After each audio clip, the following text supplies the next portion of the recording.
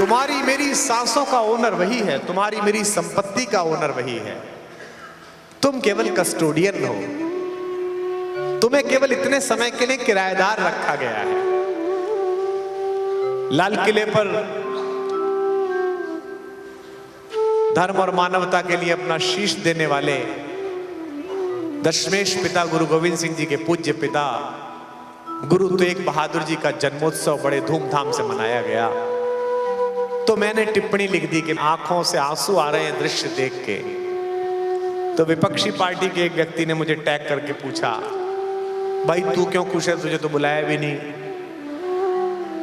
मैंने कहा मैं इसलिए नहीं खुश हूं कि मुझे बुलाया नहीं या दुखी हूं, मैं इसलिए अंदर तक प्रसन्न हूं कि सत्ता के नशे में जिस औरंगजेब को यह भ्रम था कि वो एक साधु का शीश उतरवा देगा, आज उसी साधु का यश उसी औरंगजेब के खानदानियों के लाल किले पे गूंज रहा। जब तक प्रभु द्वारा दी हुई शक्तियों के प्रति, ईश्वर द्वारा दी गई अनुकंपाओं के प्रति इस कृतज्ञता भाव के साथ रहोगे कि तुम इसके कस्टोडियन हो, तब तक भगवान तुमको नवाजेगा। और जिस दिन इसके ओनर बनने की कोशिश करोगे, बड़े बड़े ओनर नहीं बने इसके, तुम क्या बनोगे, बड़े बड़े राजा चले गए। एक सवाल पूछा है, कोई व्यक्ति होगा वो पत्नी से और बच्चों से दुखी है, भाई बताइए कैसे कैसे सवाल है। उसने लिखा कि मेरी पत्नी और बच्चे बात नहीं मानते, एक छोटा सा व्यवसाय करता हूं, फैक्ट्री के लोग भी मेरी बात नहीं मानते, मैं चाहता हूं कि वो लोग आकर आपकी कथा सुने ताकि वो मेरी बात मानने लगे। भैया उनकी छोड़, पहले तो तू मेरी सुन। तुझे बात मनवानी क्यों है? तू क्यों चाहता है कि लोग तेरे पिता होने के कारण तेरी बात सुने या कंपनी के ओनर होने के बाद सुने? और यहां बैठे जितने माँ बाप बैठे उनसे कहना चाहता हूं, अपने सपनों का बोझ अपने बच्चों की आंखों पर मत डालिएगा, उनकी पलकों को भारी मत करिए, उन्हें उड़ने दीजिए। बच्चों के छोटे हाथों को चांद सितारे छूने दो, 4 किताबें पढ़कर ये भी हम जैसे हो जाएं।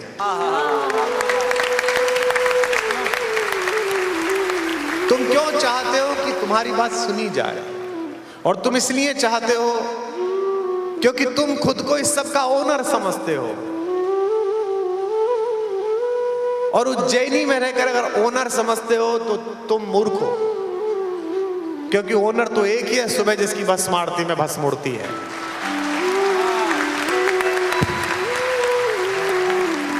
तुम्हारी मेरी सांसों का ओनर वही है, तुम्हारी मेरी संपत्ति का ओनर वही है।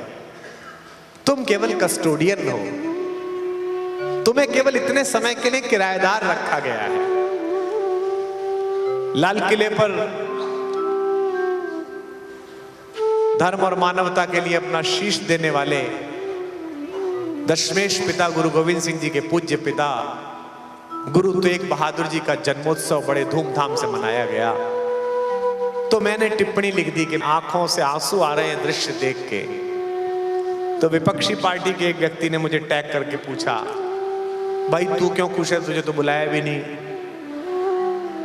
मैंने कहा मैं इसलिए नहीं खुश हूं कि मुझे बुलाया नहीं या दुखी हूं, मैं इसलिए अंदर तक प्रसन्न हूं कि सत्ता के नशे में जिस औरंगजेब को यह भ्रम था कि वो एक साधु का शीश उतरवा देगा, आज उसी साधु का यश उसी औरंगजेब के खानदानियों के लाल किले पे गूंज रहा।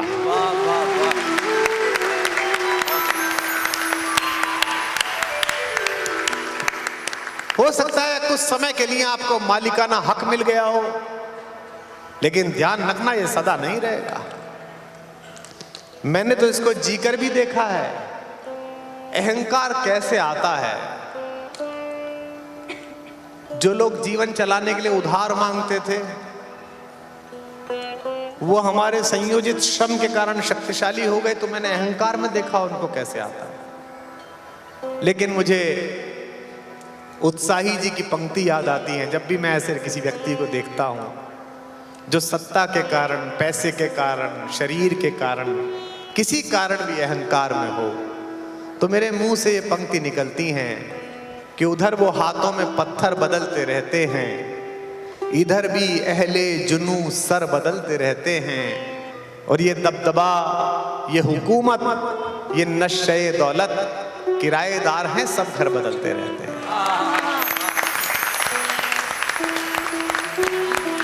रावण को भी यही अहंकार था कि मैं मालिक हूं, मैं जो करूंगा सबका मालिक मैं हूं।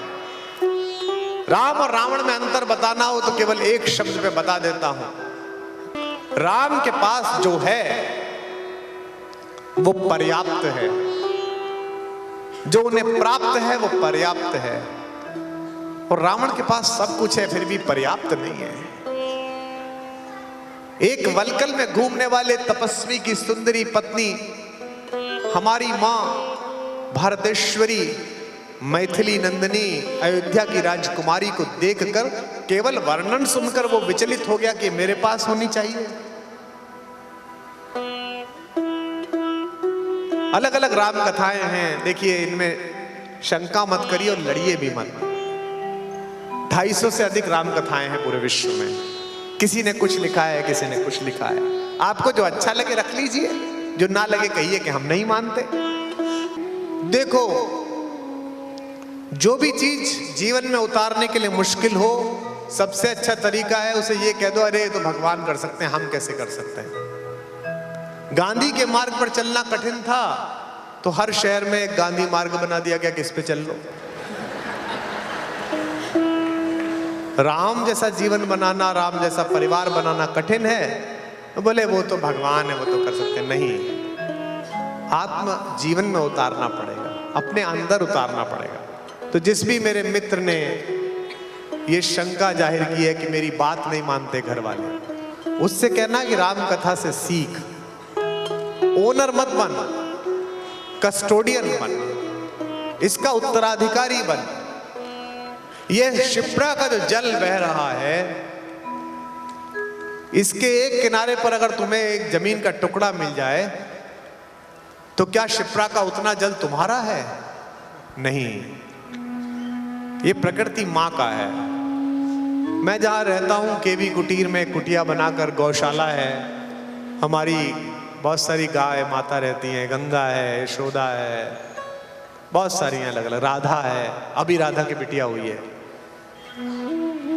तो मैं एक दिन घूम रहा था तो कोरोना के दौरान, तो मुझे एक सांप दिखाई दिया।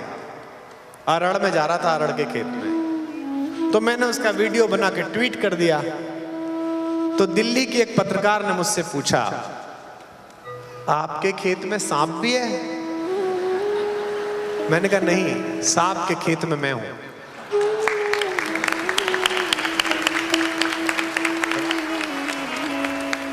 ये तो खांडव प्रस्थ के समय से यही रह रहा है। जब अर्जुन आए थे तब भी यही था। मेरे ऊपर सरस्वती ने कृपा की, उनकी छोटी बहन लक्ष्मी को भी दया आई कि लड़का इतने खराब गले में 102 बुखार में बोल रहा है, इसे कुछ पैसे दे दो। तो मैंने वो भूमि खंड खरीद लिया। अब 100 वर्ष बाद मेरे परिवारों को पता नहीं, मेरी बेटी के बेटे, उसके बेटे, हो सकता है वो इसे ना रखें। What that old grandman did with this thing, you know? हो सकता है कि ईश्वर मुझसे ऐसा कुछ करा ले कि वो स्मारक बन जाए, लोग देखने जाया करें कि कुमार विश्वास कहाँ रहता था, कैसे लिखता था। हो सकता है कि फिर ये कोई खरीद ले। मैं केवल यहां किराएदार हूं, और जब तक ये बोध मुझ में रहेगा, वहां लगे हुए आम के पेड़ फल देते रहेंगे। जिस दिन मुझ में ये बोध आ गया कि मैं इसका मालिक हूं, उस दिन ईश्वर मुझे कह देगा कि बेटा अब शुगर 9.3 हो गई, अब रहने दे, आम मत खा। हम सबका यही समस्या है। हम बच्चे की ओनरशिप चाहते हैं, हम परिवार की ओनरशिप चाहते हैं। एक छोटी सी आपको अपने जीवन की बात सुनाता हूं, सच्चा किस्सा। मैंने किसी से साझा नहीं किया। मेरी माँ भी बैठी है, मेरी बहन भी आई है जो हिंदी की विदुषी है, प्रोफेसर है, सुनने आई है दिल्ली से। मेरा जब विवाह हुआ 1996 में, प्रेम विवाह था, प्रेम विवाह में आप जानते हैं कि पति पत्नी बहुत भावुक होते हैं, जब तक घर नहीं लौटो खाना साथ खाएंगे टाइप कैसे। बाद में तो सबको पता चल जाती है कि पता नहीं इसको कम मिलेगा, हमें कम मिलेगा, खा के छुट्टी करो। शुरू शुरू में रहता है। मैं कॉलेज में पढ़ाता था, गवर्नमेंट कॉलेज में असिस्टेंट प्रोफेसर था, वो भी पढ़ाती थी, मैं भी पढ़ाता था। इसको खेलने दो। अगर ये राम कथा के प्रांगण में खेल रही है तो निस्संदेह इसकी आयु भी राम कथा के समान ही होगी। यश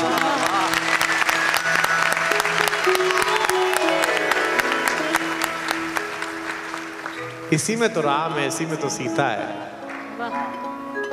तो मैं भरतपुर में रहता था। उस शहर में महीने में एक बार एक कवि गोष्ठी होती थी। तो मैं कवि गोष्ठी के लिए गया, पत्नी से कह गया कि 7 बजे की गोष्ठी है, 9 बजे तक आ जाऊंगा, थोड़ा लेट खाना खाएंगे। जाड़ों का दिन था, वहां लोग 7 बजे सो जाते हैं। छोटा सा ग्रामीण सा जिला है। एक मारुति 800 मेरे पास हुआ करती थी, मैनुअल स्टीयरिंग वाली, उतर के मोड़नी पड़ती थी। तो मैं लेके चला गया साहब।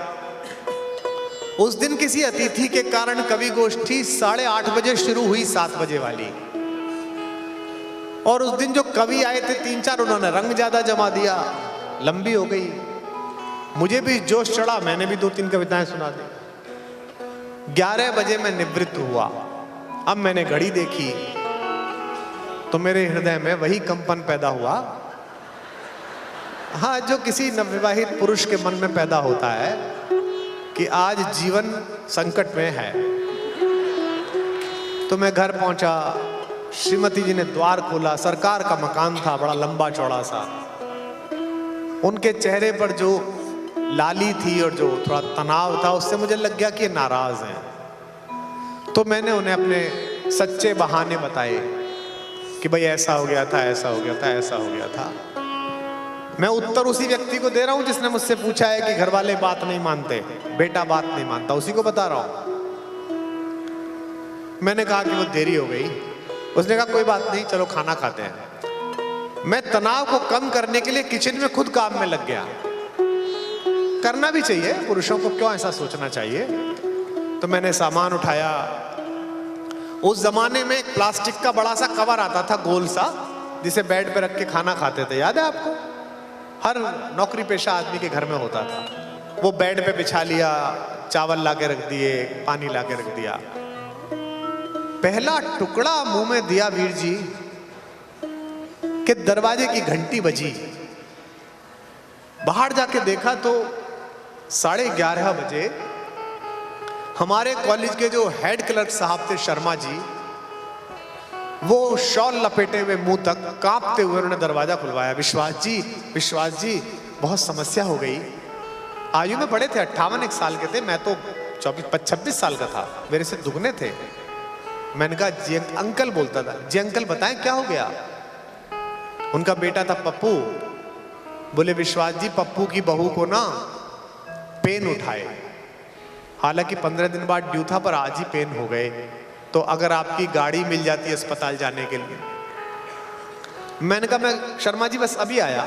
मैं अंदर गया, कपड़े पहनने में देर लगती, तो मैंने एक ओवरकोट था लंबा सा, वो मैंने पहन लिया और एक मफलर बांध लिया। मैंने कहा चलिए शर्मा जी। मैंने पत्नी से कहा कि सुनो, वो पप्पू की बहू को ना दर्द होना शुरू हो गया है, तो मुझे छोड़ गया। बोली खाना? मैंने कहा तुम खा लो, मैं आके खाता हूं। मैं पप्पू की बहू को 11:30 बजे लेकर अस्पताल पहुंचा। 12 बजे सरकार के अस्पताल, डॉक्टर कहाँ है, स्ट्रेचर कहाँ है, पता ही नहीं चल रहा था। आधा 1 घंटे में चीजें प्रकृतिस्थ हुई। पप्पू की बहू को नर्सें लेबर रूम में ले गई। 1 बज गया। अब पप्पू की मम्मी मुझसे बोली भाई साहब एक छोटी सी समस्या है। मैंने कहा जी बताइए। हम और पप्पू के पापा तो यहाँ आ गए, पप्पू तो घर ही रह गया। और एक गर्म पानी का फ्लास्क भी लाना है भाई साहब, ताकि बहू को जब कुछ हो जाए तो उसे गर्म दूध मिल जाए। मैंने कहा जी भाभी जी जाता हूँ। मैं गाड़ी लेकर गया। श्रीमान पप्पू जो पिता बनने वाले थे, उनको कहा कि अब आप ही पप्पू नहीं रहेंगे, परिवार में नव्य पप्पू के आगमन की सूचना है। आप विराजें। और एक फ्लास्क भाभी जी ने बोला है वो लेके चले। वो फ्लास्क लेके पप्पू जी बैठे, हम 2:30 बजे पहुंचे, 1:30 बजे। उसके बाद वो 1 बजे 2 बजे के आसपास किलकारी अंदर गूंजी, मंगल ध्वनियां बाहर आई, बेटा हुआ बेटा हुआ, सबको बधाई हुई। तो मुझसे शर्मा जी ने कहा, कुमार जी आप घर चले जाइए, हम तो सुबह तक यहीं रहेंगे। मैं 2:30 बजे घर पहुंचा तो पत्नी ने दरवाजा खोला। मैंने कहा पप्पू के बेटा हुआ है। बोली अच्छा। मैंने कहा खाना खा लेते हैं? बोले आप खा लीजिए, मेरा तो मन नहीं है। मैं समझ गया कि ये नाराज है। मैंने कहा मेरा भी मन नहीं है। वहां मैंने बिस्किट वगैरह खा लिए थे चाय के साथ। हम दोनों सो गए। सुबह उठे, संडे का दिन था, 10-11 बजे उसने पराठे वराठे बनाए। वो जो बंगला सरकार का था उसके लॉन में हमने कुर्सी बिछा के पराठे खाने शुरू किए। तो उसके चेहरे पर रात का गुस्सा था। मेरा जो भाई कह रहा है कि फैक्ट्री के लोग मेरी बात नहीं मानते, बेटे इज्जत नहीं करते, तुम सुनो। तो मैंने अपनी पत्नी से कहा कि देखो मुझे पता है कि तुम कल की बात के लिए नाराज हो। उसने कहा नहीं कोई बात नहीं, अरे आपको तो भैया सभी का करना है, आप ही सबसे बड़े धार्मिक हैं। तो मैंने उसको एक बात कही जो मैं आपसे भी कहता हूं। मैंने कहा वो जो बिटिया है जिसका बच्चा हुआ है उसको 10 बजे दर्द शुरू हुआ होगा, आधा घंटे तो उसने सहन किया होगा, आधा घंटे बाद पप्पू को जगाया होगा, आधा घंटे तक पप्पू ने भी कोशिश की होगी कैसे दर्द कम हो। 11 बजे जब दर्द असहनीय हो गया तो पप्पू अपनी मां के पास गया कि मम्मी बबली को दर्द हो रहा है। फिर माता जी ने अजवाइन दी होगी, गर्म पानी दिया होगा। जब ना सहा गया तो 11:30 बजे उन्होंने अपने पति को कहा होगा जगा के नींद से, क्योंकि वो तो 7 बजे सो जाते हैं, कि सुनो गाड़ी का इंतजाम करो, बबली का टाइम आ गया बच्चे का। झजोड़ कर उठते हुए नींद में बैठे हुए शर्मा जी ने जब आंख खोली और उन्हें समझ में आया कि कार चाहिए, तो त्रैलोक्य के स्वामी की तरफ उन्होंने देखा कि कार। स्वामी ने कहा वो कुमार।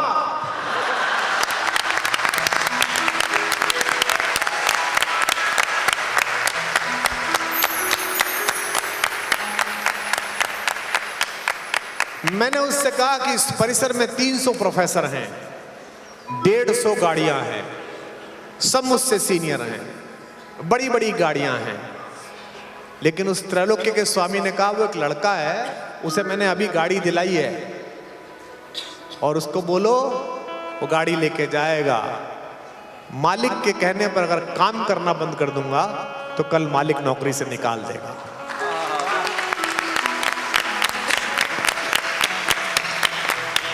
मैंने कहा कि मैंने तो अभी 6 महीने पहले शहर में ज्वाइन किया है, यहां ऐसे ऐसे लोग हैं जो इसी कॉलेज में पढ़े थे, एमए करके यहीं प्रोफेसर हो गए और यहीं पूरे जीवन पढ़ाया और पढ़ाएंगे, और कॉलेज से ठीक पीछे शमशान है, यहीं से महाकाल लेके भी जाएगा। लेकिन उस त्रैलोक्य के स्वामी ने, उस राघवेंद्र सरकार ने, उस राम ने उनके मस्तिष्क में जो संकेत दिया, अगर तुमको सीमेंट की एजेंसी मिल गई है और अगर तुम आगे किसी का मकान बनने के लिए, किसी मंदिर के निर्माण के लिए, किसी अस्पताल के लिए उसे आगे नहीं दोगे तो वो सीमेंट पत्थर बन जाएगा, ना तुम्हारे काम आएगा ना किसी के काम आएगा। तो जो मेरा मित्र इस बात से चिंतित है उससे अनुरोध है कि ओनर मत बन, कस्टोडियन बन। दुनिया का सबसे बड़ा डीएनए, दुनिया का सबसे पुराना राजवंश मेवाड़ है। महाराणा प्रताप ने कभी स्वयं को राजा नहीं लिखा, आप चले जाइए आज भी पता चल जाएगा। वो कहते हैं कि राजा तो एक लिंग है, हम उसके मुनीम है, दीवान। उसने हिसाब किताब हमको पकड़ाया, हम हिसाब किताब लिख रहे हैं, इसलिए वहां राजा नहीं कहा जाता, एक लिंग दीवान। मैं भी महाराणा के जन्मदिन पर जब लिखता हूं तो यही लिखता हूं, एक लिंग दीवान। जब तक प्रभु द्वारा दी हुई शक्तियों के प्रति, ईश्वर द्वारा दी गई अनुकंपाओं के प्रति इस कृतज्ञता भाव के साथ रहोगे कि तुम इसके कस्टोडियन हो, तब तक भगवान तुमको नवाजेगा। और जिस दिन इसके ओनर बनने की कोशिश करोगे, बड़े बड़े ओनर नहीं बने इसके, तुम क्या बनोगे? बड़े बड़े राजा चले गए।